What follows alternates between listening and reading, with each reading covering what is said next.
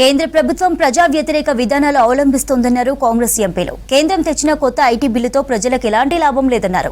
వక్ఫ్ board సవరణ బిల్లుపై JPC report తప్పుల తడకగా ఉందని విమర్శించారు. విపక్షాల అభ్యంతరాలను నివేదిక నుంచి తొలగించారని ఆరోపించారు. ఇక మరోవైపు జేపీసీ రిపోర్టుపై విపక్షాలు తప్పుడు ప్రచారం చేస్తున్నాయన్నారు బీజేపీ లీడర్లు.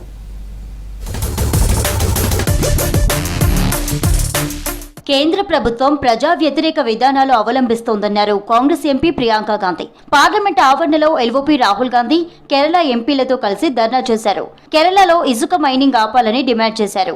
అలాగే మానవ జంతు సంఘర్షణలు నివారించాలన్నారు. కేంద్ర ప్రభుత్వం ప్రజా సంక్షేమాన్ని విస్మరించిందన్నారు కాంగ్రెస్ లీడర్లు.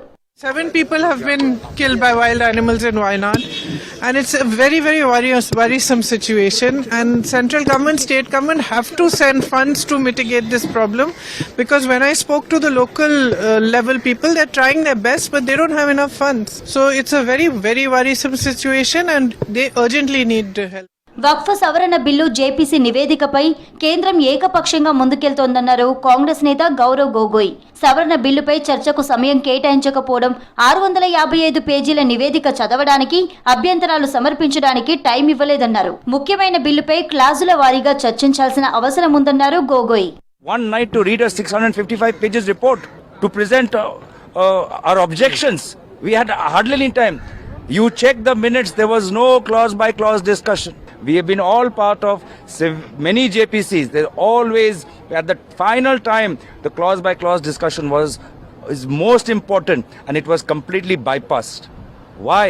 Under whose pressure was the chairman acting? Under whose influence?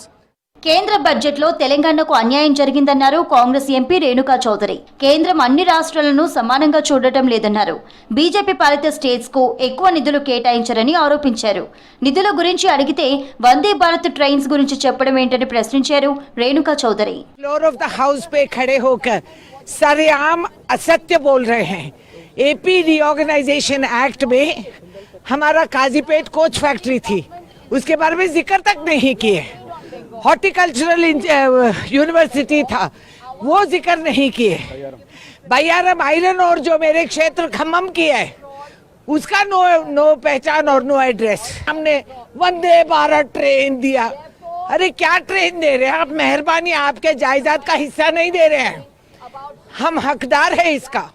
కేంద్రం తెచ్చిన వక్ఫ్ సవరణ బిల్లు రాజ్యాంగ విరుద్ధమన్నారు ఎంఐఎం చీఫ్ ఎంపీ అసదుద్దీన్ ఓవైసీ. రాజ్యాంగంలోని ఆర్టికల్స్ 14, 15, 29 ను సవరణ బిల్లు ఉల్లంఘిస్తుందన్నారు. వక్ఫ్ బోర్డును నాశనం చేయడమే లక్ష్యంగా మోదీ సర్కార్ పనిచేస్తోందన్నారు. వక్ఫ్ ఆస్తులను లాక్కునే కుట్ర చేసిందని ఆరోపించారు. కేంద్రం తెచ్చిన వక్ఫ్ సవరణ బిల్లును తీవ్రంగా వ్యతిరేకిస్తున్నట్టు చెప్పారు ఓవైసీ. ये वक्फ का जो बिल लाया जा रहा है, ये सिर्फ और सिर्फ ना सिर्फ अनकॉन्स्टिट्यूशनल है, fundamental rights article 14, article 15, article 29 का ग्रेव वायलेशन है. ये वक्फ को बचाने के लिए नहीं है, वक्फ को मुसलमानों से छीनने के लिए, बर्बाद करने के लिए ये बिल लाया जा रहा है. వక్ఫ్ బోర్డు సవరణ బిల్లుపై విపక్షాలు అనవసర రాద్ధాంతం చేస్తున్నాయన్నారు జేపీసీ చైర్మన్ జగదాంబికా పాల్. విపక్షాల అభ్యంతరాలను జేపీసీ నివేదికలో చేర్చుతామని స్పీకర్ తెలిపారన్నారు. అయినప్పటికీ లోక్సభ నుంచి వాకౌట్ చేయడం సరికాదన్నారు. కేంద్ర మంత్రి అమిత్ షా కూడా అభ్యంతరాల నమోదుకు ఇబ్బంది లేదన్నారని తెలిపారు జగదాంబికా పాల్.